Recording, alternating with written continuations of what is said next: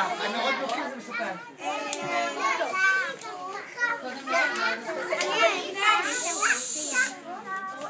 יונתן לפני בגן, לפני שאנחנו ובכלל לפני שאנחנו מכבים את הנרות, אנחנו מבקשים משהו שאנחנו מאוד רוצים. לא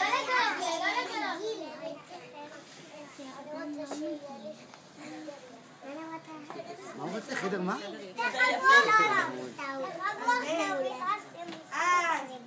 עכשיו אני מאמינה שיש לך.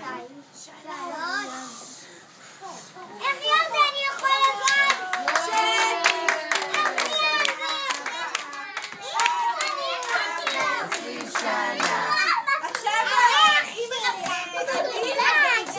מעבירות את העוגה ומראות לכם הילדים את העוגות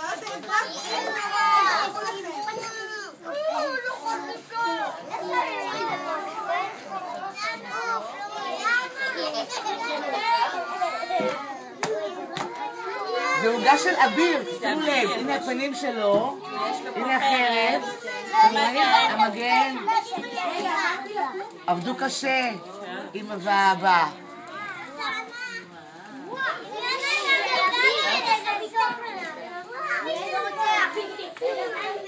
תתני לי חמודה.